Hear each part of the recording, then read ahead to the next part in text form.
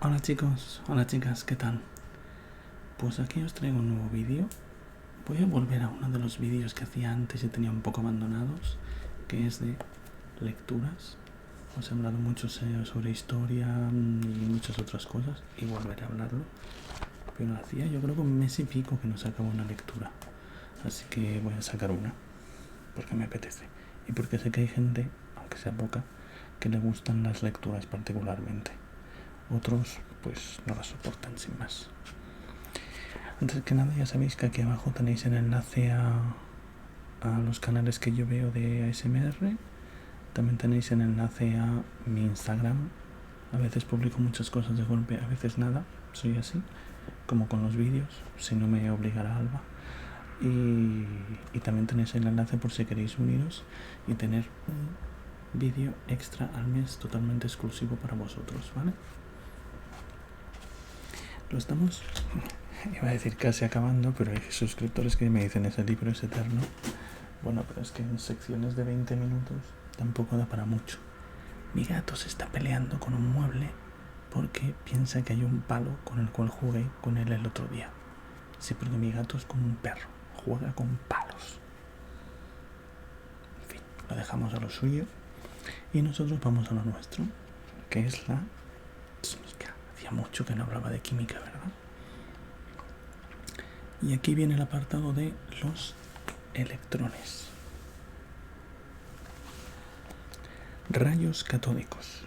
Cuando Leucipo y su discípulo Demócrito propusieron por primera vez la noción del átomo, lo concibieron como la partícula última e indivisible de la materia.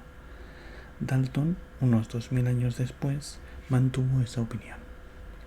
Parecía necesario suponer que, por definición, el átomo no tenía estructura interna. Si el átomo podía dividirse en entidades aún menores, ¿no serían entonces dichas entidades menores los verdaderos átomos?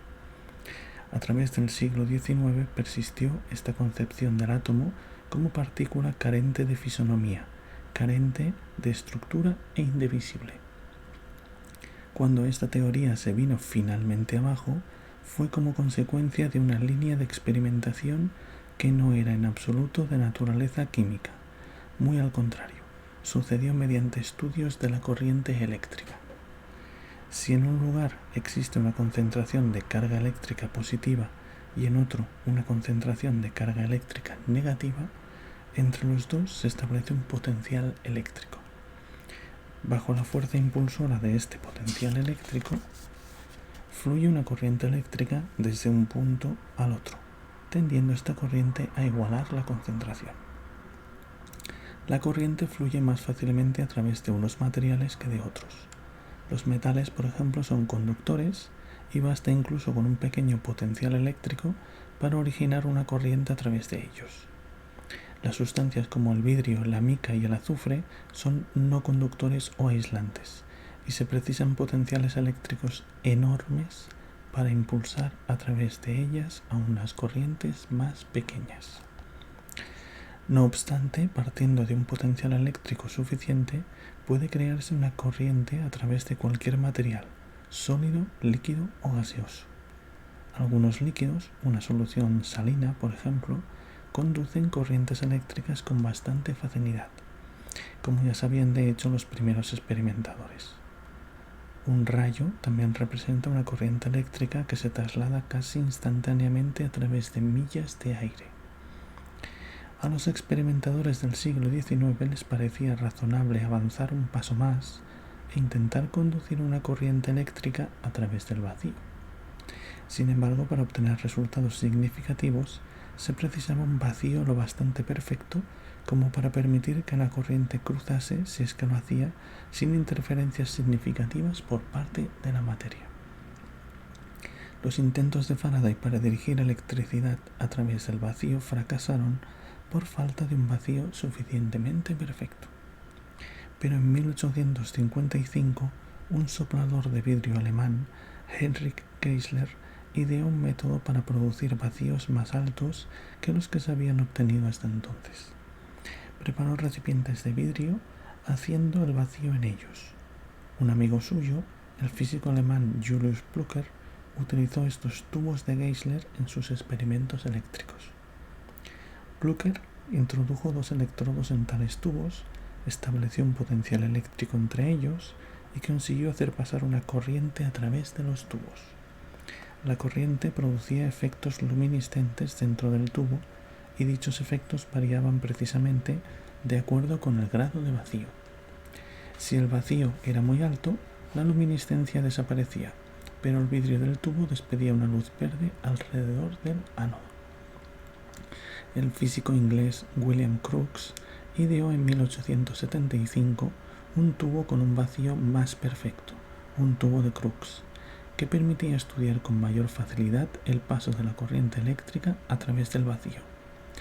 Parecía bastante claro que la corriente eléctrica se originaba en el cátodo y viajaba hasta el ánodo, donde chocaba con el vidrio que estaba junto a él y producía luminiscencia. Crookes demostró esto colocando un trozo de metal en el tubo y mostrando que proyectaba una sombra sobre el vidrio en el lado opuesto al cátodo. Sin embargo, en aquella época, los físicos no sabían en qué podría consistir la corriente eléctrica, ni podían decir con seguridad qué era lo que se estaba moviendo desde el cátodo hasta el ánodo. Fuese lo que fuese, viajaba en línea recta, puesto que arrojaba sombras nítidas, de modo que sin comprometerse para nada acerca de su naturaleza, podían hablar de una radiación. En realidad, en 1876, el físico alemán Eugen Goldstein llamó al flujo rayos catódicos. Parecía natural suponer que los rayos catódicos podían ser una forma de luz y estar formados por ondas. Las ondas viajaban en línea recta como la luz, y lo mismo que ésta no parecían afectadas por la gravedad. Por otra parte, podía igualmente inferirse que los rayos catódicos consistían en partículas veloces, que al ser tan ligeras o moverse tan rápidamente, o ambas cosas a la vez, no eran en absoluto afectadas por la gravedad o lo eran en cantidad inapreciable. El asunto fue motivo de considerable controversia durante algunas décadas, estando los físicos alemanes fuertemente inclinados hacia la concepción ondulatoria y los físicos ingleses hacia la corpuscular. Un modo de decidir entre las dos alternativas sería averiguar si los rayos catódicos eran desviados por la acción de un imán. Las partículas podían ser magnéticas o podían llevar una carga eléctrica, y en cualquier caso serían mucho más fácilmente desviadas por un campo que si fuesen ondas. El mismo Placer había mostrado que este efecto existía, y Crookes había hecho lo propio independientemente. Sin embargo, todavía quedaba una cuestión. Si los rayos catódicos estaban formados por partículas cargadas, un campo eléctrico podría desviarlas, aunque al principio no se detectó este efecto. En 1897, el físico inglés Joseph John Thomson, trabajando con tubos de alto vacío, logró finalmente demostrar la deflexión de los rayos catódicos en un campo eléctrico. Ese fue el eslabón final en la cadena de pruebas, y a partir de entonces hubo que aceptar que los rayos catódicos eran corrientes de partículas que transportaban una carga eléctrica negativa. La magnitud de la desviación de una partícula de rayos catódicos en un campo magnético de fuerza dada viene determinada por su masa y por el tamaño de su carga eléctrica. Thomson logró también medir el cociente entre la masa y la carga, si bien no pudo medir cada una por separado. La masa más pequeña conocida era la del átomo de hidrógeno, y si las partículas de los rayos catódicos se suponían de esa misma masa, deberían transportar una carga eléctrica cientos de veces mayor que la menor carga conocida, la del ion hidrógeno. Si por otra parte se suponía que las partículas de los rayos catódicos tenían la menor carga observada en los iones, entonces su masa debería ser solo una pequeña fracción de la del átomo de hidrógeno. Una de estas dos alternativas debería de cumplirse necesariamente según la determinación de Thomson de la relación masa-carga. Había buenas razones para preferir la última alternativa y suponer que las partículas de los rayos catódicos eran mucho menores que cualquier átomo. Hacia 1911 quedó esto definitivamente probado por el físico americano Robert Andrew Millikan, que midió con bastante exactitud la mínima carga eléctrica que podía transportar una partícula. Si esta carga era transportada por una partícula de rayos catódicos, su masa sería solamente 1 partido 1837 de la del hidrógeno. En consecuencia, se trataba de la primera partícula subatómica descubierta. Desde la época de las leyes de Faraday sobre la electrólisis, se había pensado que la electricidad podía ser transportada por partículas. En 1891, el físico irlandés George Johnstone Stoney había incluso sugerido un nombre para la unidad fundamental de la electricidad, fuese o no una partícula. Sugirió el nombre de electrón. Ahora aparecía por fin, en forma de partícula de rayos catódicos, el átomo de electricidad, acerca del cual habían especulado los hombres a lo largo de medio siglo. Estas partículas acabaron llamándose electrones, como Stoney había sugerido, y J.J. Thomson se considera, por tanto, como el descubridor del electrón.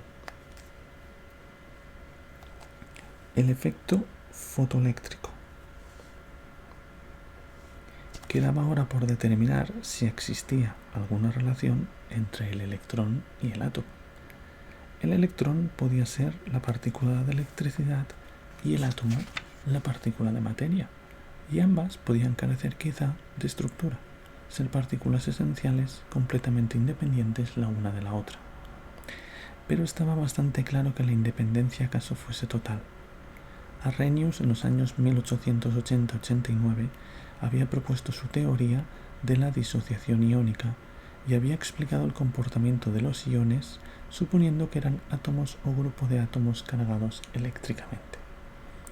En aquel momento la mayoría de los químicos tacharon la idea de absurda, pero ahora las cosas eran distintas. Imaginemos un electrón ligado a un átomo de cloro. Tendríamos entonces un átomo de cloro portador de una sola carga negativa, lo que constituiría el ion cloruro. Si dos electrones se uniesen a un grupo atómico compuesto de un átomo de azufre y 4 átomos de oxígeno, el resultado sería un ion sulfato doblemente cargado y así sucesivamente. De este modo se podrían explicar fácilmente todos los iones cargados negativamente. Pero ¿cómo explicar los iones cargados positivamente? El ion sodio, por ejemplo, era un átomo de sodio portador de una carga positiva. Por aquel entonces no se conocía ninguna partícula cargada positivamente que se pareciese al electrón, de modo que no se podía utilizar el recurso de suponer que los átomos se unirían a tales partículas de carga positiva. Otra posibilidad era que la carga positiva se creara quitándole 1 o 2 electrones al átomo, electrones que habían existido como parte del mismo átomo. Esta revolucionaria posibilidad era tanto más plausible debido a un fenómeno observado por primera vez en 1888 por el físico alemán Heinrich Rudolf Hertz, en el curso de unos experimentos en los que descubrió las ondas de radio. Mientras enviaba una chispa eléctrica a través de un espacio de aire de un electrodo a otro, Hertz halló que cuando en el cátodo incidía una luz ultravioleta, la chispa saltaba más fácilmente. Esto, junto con otros fenómenos eléctricos provocados por la incidencia de la luz sobre el metal, se denominó posteriormente efecto fotoeléctrico. En 1902, el físico alemán Philipp Eduard Anton Lennart, que en sus primeros años había trabajado de ayudante en el laboratorio de Hertz, demostró que el efecto fotoeléctrico se producía por la emisión de electrones por parte del metal. Eran muchos los metales que exhibían efectos fotoeléctricos. Todos ellos emitían electrones bajo el impacto de la luz, incluso cuando no existía corriente eléctrica o carga eléctrica en las proximidades. En consecuencia, parecía razonable suponer que los átomos metálicos, y probablemente todos los átomos, contenían electrones. Pero los átomos en su estado normal no poseían carga eléctrica. Si contenían electrones cargados negativamente, debían de contener también una carga positiva que lo contrarrestase. Lennart pensó que los átomos podían consistir en agrupaciones tanto de partículas positivas como negativas, iguales en todos los aspectos salvo en la carga. Esta posibilidad, sin embargo, parecía bastante improbable, ya que de ser así, ¿por qué no emitía nunca el átomo partículas de carga positiva? ¿Por qué eran siempre electrones y solamente electrones? J.J. Thomson sugirió entonces que el átomo era una esfera sólida de material cargado positivamente, con electrones cargados negativamente incrustados en ella, como las pasas de una tarta. En el átomo ordinario, la carga negativa de los electrones neutralizaba exactamente la carga positiva del propio átomo. La adición de nuevos electrones proporcionaba al átomo una carga negativa, mientras que la pérdida de alguno de los electrones originarios les proporcionaba una carga positiva. Sin embargo, el concepto de un átomo sólido cargado positivamente no logró prevalecer. Mientras que las partículas con carga positiva y exactamente comparables a un electrón siguieron siendo desconocidas en las primeras décadas del siglo XX, se descubrieron otros tipos de partículas positivas. En 1886, Goldstein, que había dado su nombre a los rayos catódicos, realizó algunos experimentos con un cátodo perforado en un tubo en el que había hecho el vacío. Cuando se provocaban rayos catódicos en un sentido hacia el ánodo, otros rayos se abrían paso a través de los agujeros del cátodo y eran despedidos en el sentido contrario. Como estos nuevos rayos viajaban en el sentido contrario al de los rayos catódicos cargados negativamente, parecía que debían estar compuestos por partículas cargadas positivamente. Esta hipótesis se confirmó al estudiar la forma en la que se desviaban en un campo magnético. En 1907, J.J. Thomson los llamó rayos positivos. Los rayos positivos se diferenciaban de los electrones en algo más que la carga. Todos los electrones tenían la misma masa, pero no así las partículas de los rayos positivos, donde la masa dependía de los gases que estuvieran presentes en trazas en el tubo de vacío. Además, mientras que los electrones eran solo 1 partido por 1837 de la masa del átomo más ligero, las partículas de los rayos positivos tenían la misma masa que los átomos. Hasta la más ligera partícula de los rayos positivos tenía una masa tan grande como la del átomo de hidrógeno. El físico neozelandés Ernest Rutherford decidió finalmente aceptar el hecho de que la unidad de carga positiva era una partícula bastante diferente del electrón, que era la unidad de carga negativa. Sugirió en 1914 que la partícula más pequeña de los rayos positivos, la que tenía la masa del átomo del hidrógeno, fuese aceptada como la unidad fundamental de carga positiva. Sus opiniones se vieron confirmadas por sus posteriores experimentos sobre reacciones nucleares, en lo que frecuentemente vio que obtenía una partícula idéntica a un núcleo de hidrógeno. En 1920, Rutherford sugirió que su partícula positiva fundamental se llamase protón, y se llamó protón. Radioactividad. Creo que os leeré esto y pararé. Aún me quedará para 10 o 12 lecturas más. El descubrimiento de las partículas cargadas positivamente se llegó también a través de una línea de experimentación completamente diferente. El físico alemán Wilhelm Conrad Röntgen se hallaba interesado en la capacidad de los rayos catódicos para provocar la luminiscencia de determinadas sustancias químicas. Con el fin de observar la mortecina luz que se producía, obscureció la habitación y envolvió su tubo de vacío en una cartulina negra y fina.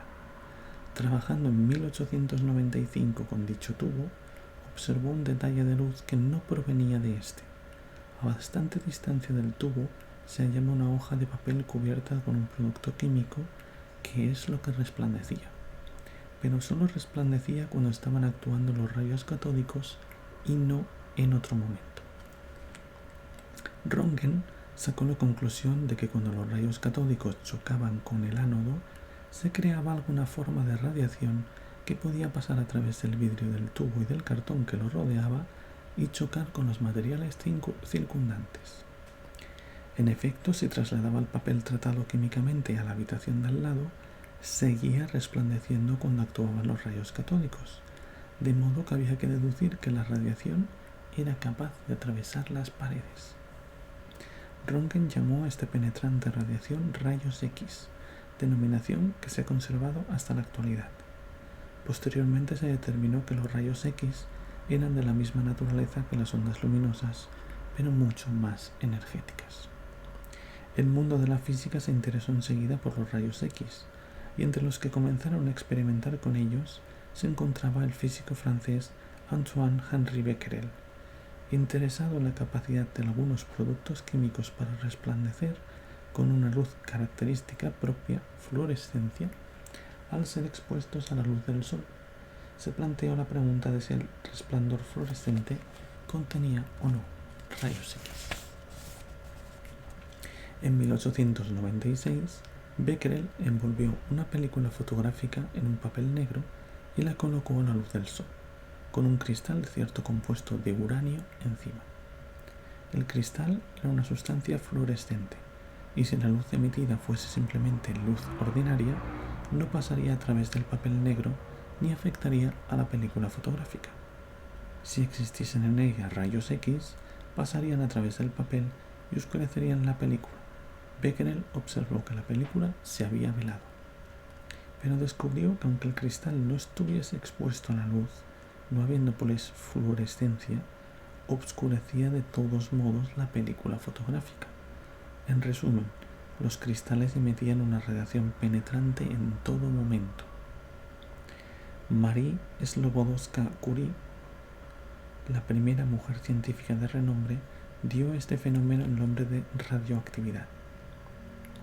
Determinó que no era todo el compuesto de uranio, sino específicamente el átomo de uranio el que era radiactivo.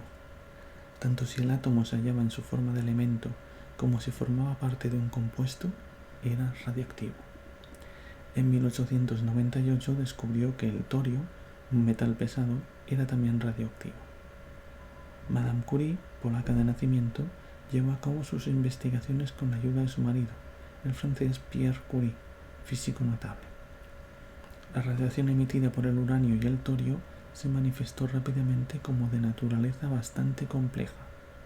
Cuando un haz de dicha radiación se hacía pasar a través de un campo magnético, parte se desviaba ligeramente en un sentido, parte se desviaba fuertemente en el sentido contrario, y parte resultaba inafectada. Rutherford dio a estos tres compuestos de la radiación los nombres de rayos alfa, rayos beta y rayos gamma respectivamente, tomados de las tres primeras letras del alfabeto griego. Como los rayos gamma no resultaban desviados por el campo magnético, se decidió que era una radiación semejante a la luz como los rayos X, pero aún más energéticos. Los rayos beta eran desviados en el mismo sentido y en la misma proporción que los rayos catódicos. Becquerel determinó que estos rayos se componían de electrones rápidos. Los electrones individuales emitidos por las sustancias radiactivas se designan, por tanto, con el nombre de partículas beta. Quedaba por determinar todavía la naturaleza de los rayos alfa.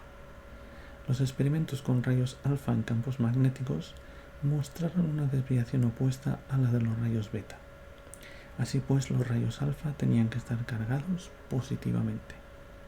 Resultaban desviados solo muy ligeramente, por lo que debían tener una masa muy grande.